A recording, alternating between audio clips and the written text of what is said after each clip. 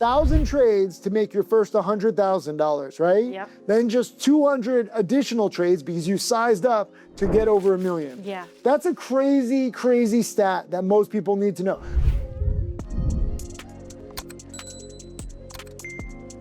All right, guys, welcome back to part 2. If you missed part 1, we talked about journeys, we talked about how we both got there, and mistakes that we had early on. But now we're getting into the challenge and we're talking more about the beginning struggles that everybody else has. So let's get started. So I want to get personal for a minute. Okay. You have the Tim Sykes challenge. Yes. And you get thousands of applications. What is something in the application that tells you that somebody's actually going to do the work? Somebody who's not just looking to make millions of dollars overnight. This is not a get-rich-quick scheme. You have to prioritize education at first. Also, you have to prioritize progress over profits. Some people are like, oh, I need to make money right away. I need to pay rent. No, calm down. Pay your rent, get a normal job.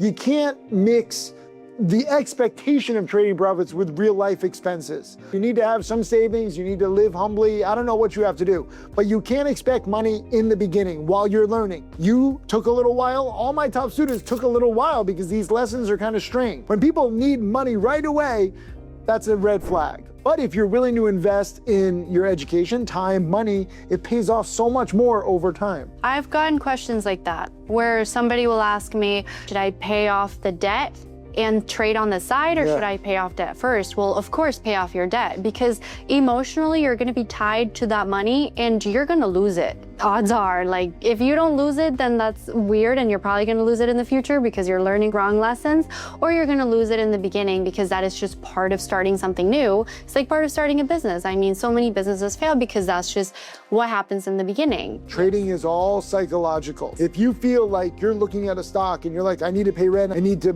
pay for my baby's diapers, like I gotta make a good trade, you're probably gonna make a bad trade because you're forcing it. You wanna have no bias whatsoever. In a perfect world, obviously we're all human, we have biases. One of my biggest losses of the year, I was up $99,930 on the year. I was $70 away from 100,000 and I was trading from the gym. I was like, let me just try to make $70. Yeah. And I ended up losing 9,000 because I wanted the stupid milestone, right? Yeah. So like, you can't even try to focus on milestones. You just have to take good trades as they come. And in different markets, that might be a few hours, it might be a few days, it might be a few weeks. Right. So you can't have the pressure to make the money at first. You gotta learn. And the market doesn't care what you're going through.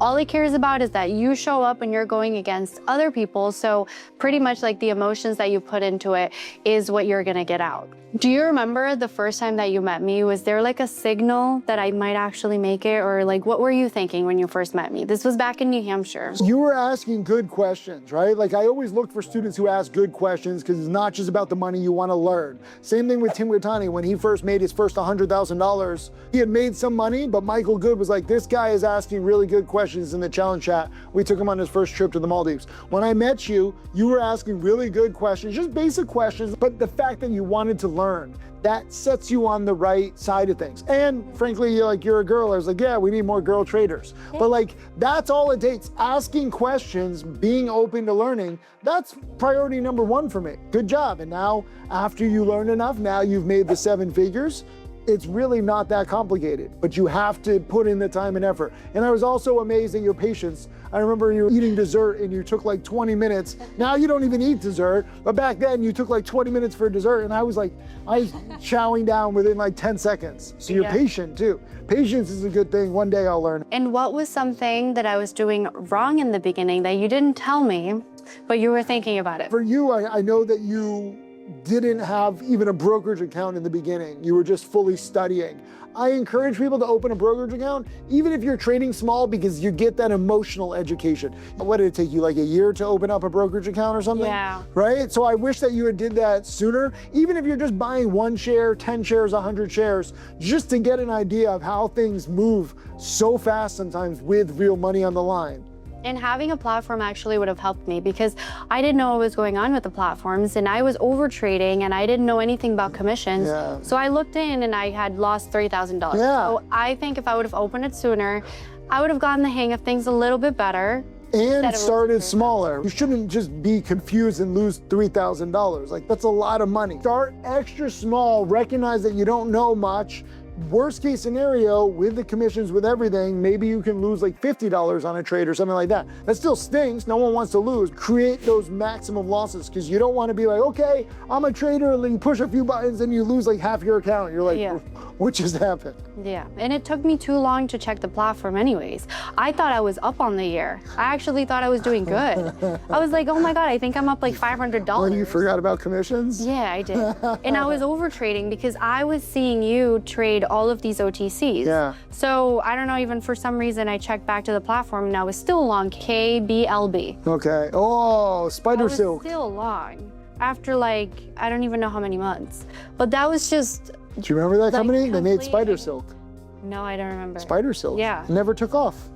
Who would have thought? It never did. I pretty much was pretty ignorant. So you didn't realize you had a position. So like sometimes that's happened. That was actually my biggest loss. And I was warning the chat room not to dip buy the stock that was crashing. And I was literally like traveling, and then it crashed enough, like 70%. And I was like, oh, let me just open my account to see if it might be a good dip buy. And then I was like, wait, what? And I was long the whole time, and I was like, you moron! I'm literally warning people not to dip buy it, and I'm stupid enough to long it, because again, I wasn't checking my positions. Sometimes you have to double check your positions. Platforms can be a little complex. You gotta really be meticulous. You know, there's a lot of traders that I feel like have gotten consistency, but what differentiates people who like take so long to make $1 million versus people that kind of do it in a short amount of time? Because there's a lot of people that they have consistency and they've gotten to 200, 300, 400,000, but it takes them very, very, very long to make that first million versus other people, they can do it in a few years. It comes down to data, right? Like the people who make the most, like Jack, like Tim Grittani, they size up dramatically based on the data that they get. If you picture your account as like a building, like you're building your foundation, yes, the foundation is made of like trading profits, but in the foundation, you need to know your data inside and out. You need to say, okay, I dip buy morning panics, I have a 73% win rate over 300 trades. I buy first green days, I have a 64% win rate, and my average trading profit is 10%. You need to know your percent wins, your average gains, what happens when you're wrong. Jack has like journaled every single trade with charts with like a description. When you're trading small, you need to really dig in and hone in on your process. Many people don't do it. They're like, okay, made money, lost money, okay, first green day, first red day, like very basic journaling, but they don't really get into the nuances and the details. The most money that you can make is in the smallest details. So you have to leave no stone unturned. If it takes you 30 minutes to journal your trades from the day, spend an hour. If it takes you 10 minutes, spend 30 minutes, right? Like double, triple the amount of time just reviewing everything. Because then as your account grows, $400,000, $500,000, $600,000, you realize that's a lot of money in the real world. But to take it to the next level, you're gonna have to size up even more. And Jack and Tim Grittani have sized up sometimes like to scary size, where it's like a slippery slope, but they're using it based on the data. So if you build a skyscraper with a solid foundation, you can build all the other floors. If you have a shaky foundation, doesn't matter how many floors you wanna build, it's gonna topple over. You really have to review everything and know your data inside and out. I made 1,000 trades before I made 100,000. 1,000 trades, and then in like 200 trades I made $1 million. So crazy. But that's because I did like 1,000 trades of literally that same setup. 1,000 trades to make your first $100,000, right? Yep. Then just 200 additional trades because you sized up to get over $1 million. Yeah. That's a crazy, crazy stat that most people need to know. Some people know like, okay, you make 80% of your money from 20% of your trades, but you're growing your account exponentially. There's not enough science behind growing your account exponentially because most people don't think that it's possible. They think what you and I have done and like Jack and Tim Grittani and all these millionaires, they think what we've done is like statistically impossible. But there is a process, and to grow exponentially, like you said, it's not about the number of trades, it's the quality of the trades, and you took those 200 trades because you knew what you were doing. I knew this pattern, the panic dip buy, like the back of my hand. So it was almost like I literally had to size up, and then we were having perfect trades, and I knew it so well that I was so comfortable with sizing up because I knew how it worked. I already knew it for 1,000 trades, so that is the only reason why, and it took me a whole year to make the first 100,000. So if you had only made 50 trades with that pattern, there's no way you're gonna get to $1 million because you don't have enough reps. Yeah. Right? So it's like reps. Like, have you seen that movie or the documentary David Beckham on Netflix? No. You guys should watch it. So David Beckham, you know David Beckham, the soccer player?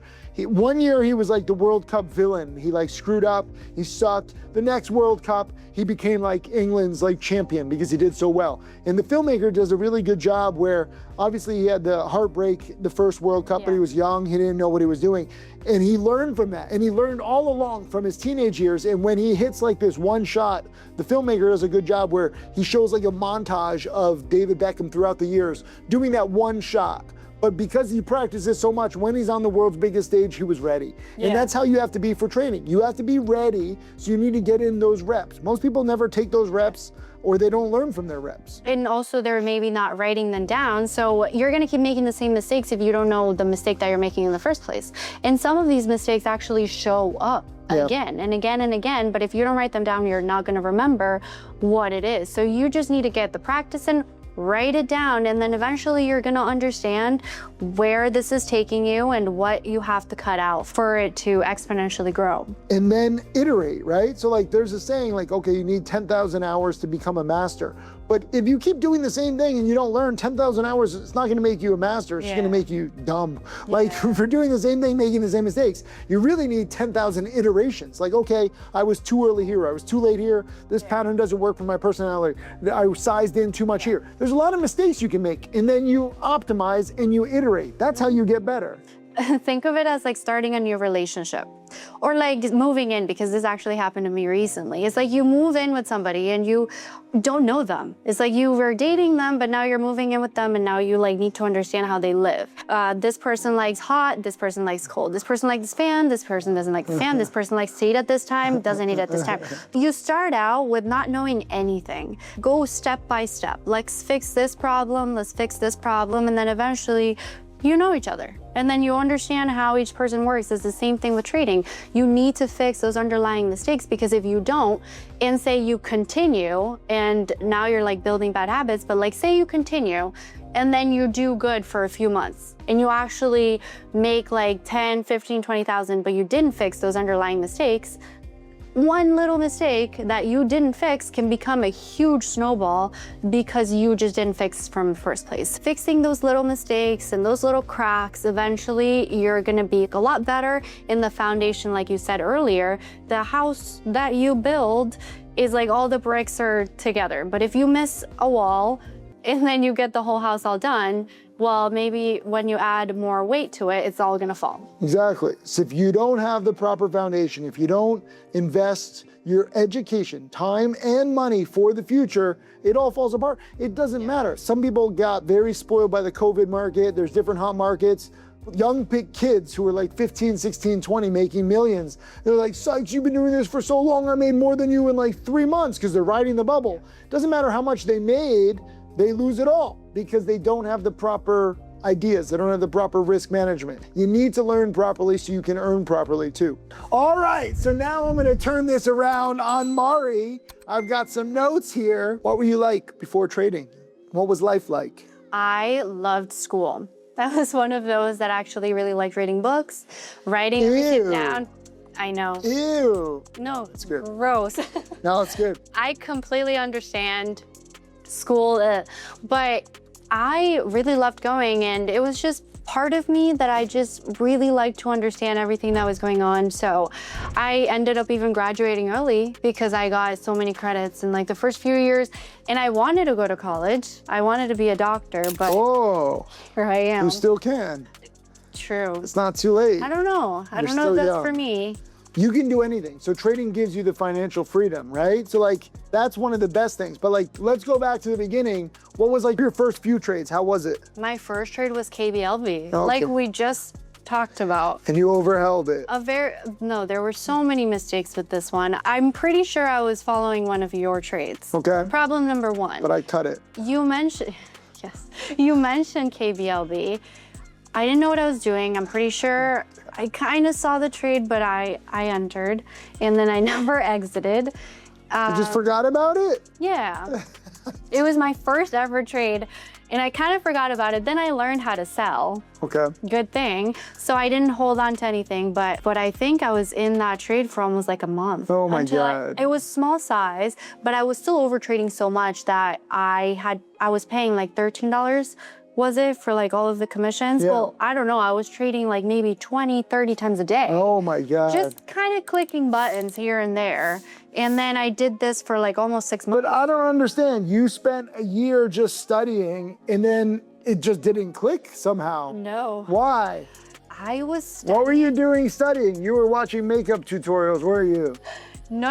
I was studying for real at this point, but I was learning the strategies and I was learning from Tim Sykes' trading tickers. I was trading from the 7-step framework. So I was learning the strategies and like the actual craft of trading, but I wasn't learning the platform itself. Gotcha. And it's almost as if when I actually started trading and using actual money, it became more emotional. Yeah, And I was very lost. I knew what trading was, but I still felt so lost and overwhelmed. I'm like, I don't know what I'm supposed to trade, because at the end of the day, how do you pick a ticker? Yeah. And how do you know when to enter and when to exit? It literally took me even 6 months to understand where to enter, even just a little bit. So I was so lost. When did everything click? I feel like after the first 6 months to the first year, I wanted to quit during this time actually, because everybody around me was making money and I was making nothing. Were you crying? There's no Probably. crying. There's no crying in trading. I cried. There's no crying in trading. I cried. I used to tell my dad, I'm like, Dad, like, I don't understand what I'm doing. I literally feel like I know how to do it, but I just don't know in the moment at what time exactly. He was like, treat it like college. College takes 4 years to even get a job. So he was like, keep going, keep doing it. Charlie. Yeah. Can you interview Charlie, please? That would be such Really? a good interview. Yeah, 100%. I've interviewed my parents sometimes, but this is good because he has the right mindset. Oh, yeah. Maybe he can be a father figure to other people. That's the key, because otherwise you would have quit. You wouldn't be my first millionaire student. You would have just given up like some people do, because they're not really willing to give it time and go through the struggle. What's something you've learned that you would put in your own pinned tweet right now? No matter how consistent you are, you can be consistent for 10 days straight. But if one loss wipes out 10 of those trades, you have no risk management. That's it. I agree, 100%. That's beautiful. If you look at a lot of the top millionaire students' winning percentage, it's 60, 50, even 40%, because they control their losses. It's so important to control your losses. You're the first female millionaire student. How do we get more females like really just trading? What is holding me back? Honestly, this might be a little cliche, but women are whatever. more emotional. I'm telling you this because this happened to me. I looked at a screen and I'm like, no, I don't want this. I just want women to understand that we all have the same buttons and we all have the same exact information. Emotions aside, I am able to place the same exact trade, buy and sell, that you can, and that Jack can, and that Kyle can. We have the same exact information, and we can get very intimidated. I went to your first Tim Sykes conference where I actually met Jack in 2019, and I remember I went in for my name tag, and there were like 50 men. I'm like, no, I got my name tag and I left. I'm like running. Why are you scared of men? It's scary. We're nerds. We're not even like scary men. There's like nerds. Half of them were like Star Wars fans. They were probably dressed up as their favorite Star Wars character. If you're a guy and then it's like 50 girls, it's like, what do you really have in common? Yeah. You don't have a lot of things to relate Yeah, to. that'd be tough. So it can be intimidating, but I just hope that all of the women understand that we can do it. Yeah. All you have to do is the same thing. Good answer. Be the leader. My last question. What's it like to go from big trading to small trading, and what can people learn from that? Because most people think like, oh, once you learn, it just clicks and then it's like an ATM forever, but you realize that it's not always like that. I started very, very small. I remember there's a tweet that you made where I made $38 on OZSC, and then later on I made like, was it 18,000? Yeah, something like that. Something like that. There's a big difference. I had all of these years where I was making a lot of money, and then the market changed, so I had to adapt and I started short selling. Short selling literally was like, no, I don't want to short sell ever again. And then I started taking losses, and these were big losses. I had a Tesla options trade I had never taken an options trade before, and then I lost 100,000. In December, I made 5,000 here, 3,000 there, and it all added up to 100. And then one day, I don't forget who told me, was like, why don't you do like options trade? You can make like a little more if you try options. So I did. I had no idea what I was doing, and I revenge traded. I got emotional, and this was after I was already experienced with the market, but I still got emotional. Yeah, Like, you're and gonna now get you have emotional size, forever. so it's dangerous, extra dangerous. Yes, and then I was revenge trading. So I made like 5,000, I lost those 5,000, then I was down like 2,000, then 5,000, then 10,000, and it just kept going. And you lost And it 100,000? Yeah. In one day, because I You lost wiped out all your everything. money. Yeah, it's almost as if subconsciously I'm like 100,000 is my cushion because this is what I made this month. Just a horrible experience. So when these losses started becoming bigger and my market was no longer there, I was burnt out. I was already just so demotivated. I'm like, what do I do? So then I started taking smaller trades, and that's when I really got back to who I was from the beginning, because I remember how consistent and disciplined I was. Now, when I added huge size, everything went out the window, and it's almost as if my personality just was not there anymore. Yeah, 100%. So let's just get back to the basics. Let's start with what I did, what made me $1 million in the first place, and then I went long again, and it's been much better. So I learned my personality, consistent, discipline my whole life, consistent, discipline, and just rinse and repeat. And how every much are you making on average per week lately? Last month I made 10,000, so that is pretty much what I'm going for. So like $2,500 a week. Yeah, and that's that's the fantastic. thing. And it works for you with your life, with your mindset. That's still good money. Like, it's not just about trying to size up all the time. You guys need to understand there's levels to this, and you have your life to think about. I like that. Yeah, actually there was one person that once told me when I had made 1.6 million, he said, 1.6 million isn't a lot in the real world.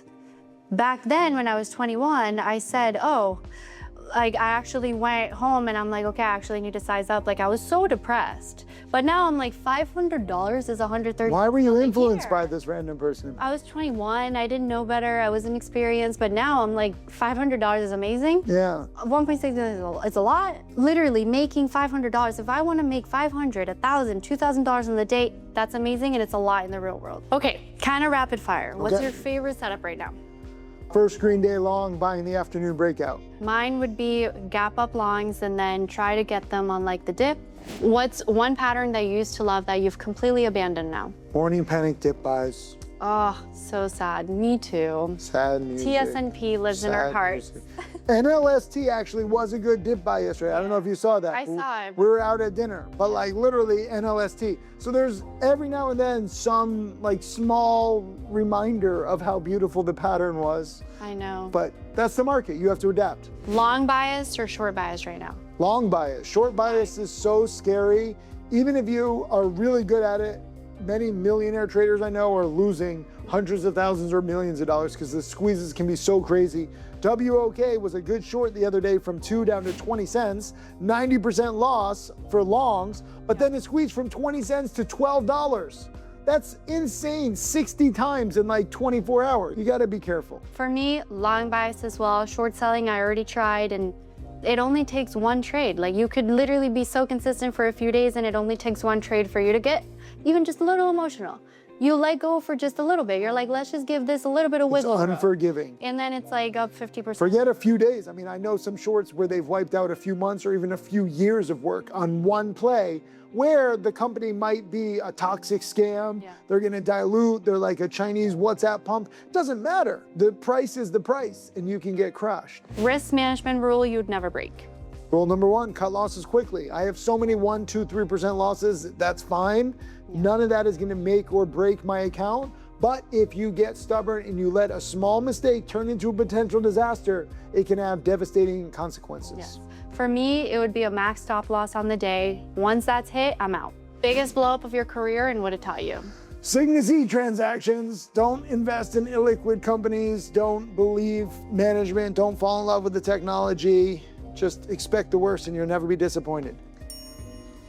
For me, the Tesla trade, don't trade a new pattern with big size if you don't know what you're doing. Options, for me, personally, I'm not gonna trade them, but again, everybody's different. And don't get confident or cocky because the market will take all of the money and it doesn't care about you. I wanna slow down for a second. How has money changed you? I mean, all my childhood dreams came true. I'm able to take care of my family. I've got all the dream cars. I've lived in big mansions. I've had crazy, crazy trips around the world. I've done everything I set out to do. But at the same time, you start to realize that that doesn't necessarily fulfill you. You learn from your childhood dreams, but then the real world helps educate you what you really want in life. And now for me, I still treat my family well. I got rid of all the cars. Now I donate all my trading profits to charity. We have 134 schools worldwide. I love donating and I love giving back, especially while traveling. And then you see you can influence the community for good. It's beautiful. Karmagawa is a huge part of who you are now. So tell us a little bit more about Karmagawa. Building schools is key because I think education is so important, especially in third world countries where it's like the difference between a life of poverty and manual labor versus something with potential. But we also support a lot of food banks, medical centers, animal rescue shelters. Just rescued 2 elephants, which is crazy, from decades in captivity and abuse, and now they're living freely in a sanctuary. You're gonna come to Thailand? We really want to. Whoa, that's non-committal. We're That's going. non-committal. We have it on camera. We're going. You're gonna see the elephants in person, and elephants are so intelligent and they're treated so terribly. Now I have the opportunity, thanks to a lot of my travels and connections, we can now rescue an elephant literally from a life of abuse and misery and transfer the elephant to a sanctuary where the elephant will live freely for the rest of their days. Using money to change the world, I think it's very good.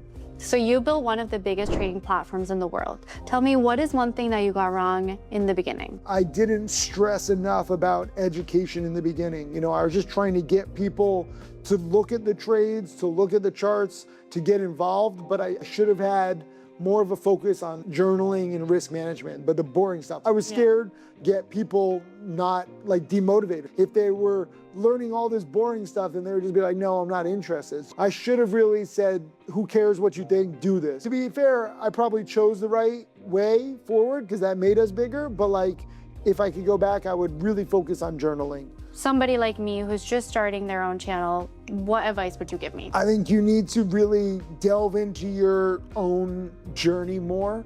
For me, I mean, I tried to be as blunt as I could be about my journey, but you have a different journey, and I think people can learn from that. And you, especially as like the first female millionaire trader, like I don't know any other female millionaire traders, literally none, okay? So like you really need to dig into that, have to get all the females. You're the chosen one. Seriously, you need to. Like, it's so crazy that there's not more female traders. So I think you need to go into specifically the differences between like male and female traders, like what has made you you, what has made you successful, and really dig into that. Leave nothing spared. Let me ask you a question about your channel. Who is your channel for? Why did you do this? I really want to teach beginner traders who want consistency, but also a lot of discipline, because I think trading is not only about showing all of these big gains. Everybody's always just showing all of the good parts of trading, but I want to be as real as possible, share all of my experience, but also share the rules that I have created for myself that I think trading should be rule-based. It should be the most rule-based that you can get it so that you don't get all of these emotions, because I'm a female trader. I get emotional, I cry a lot. So I need to be able to manage these emotions, and the only way that I was able to get it is creating rules for myself. And that's why I want to create disciplined traders that want to make consistent gains. I don't really want to teach how to make $500,000 in a day, but like to create a disciplined lifestyle. There's a big market for that, because it's not just how to go big, because again, we know a lot of millionaire traders, they make a lot, but they risk a lot. They're very stressed. It's not for most people. Making a few $100s or a few $1,000s, I like to say like 2K a day keeps the real job away. That's more than enough.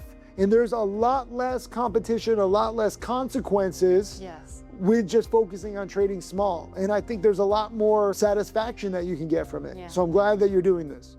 And, you know, to like close this up, what is something that you're working towards? I want more millionaire students. I want more female millionaire students. I want more schools. So I'll just keep going day by day, trade by trade, chart by chart, good trade, bad trade, trading from Asia, Europe, America, South America. I think that once you find what makes you happy, you just keep doing that as long as you can. And that's what I'm doing. Beautiful. Well, thank you, Tim, for this conversation. Thanks for having me. You guys, every single one of you, leave a comment below. Congratulate Mari on this channel. Let me know if you learned some lessons from this interview, and like this and subscribe to her channel. There's so much more. Wait till you see. I've seen some of the stuff she has planning. It's gonna blow your mind. Stay tuned.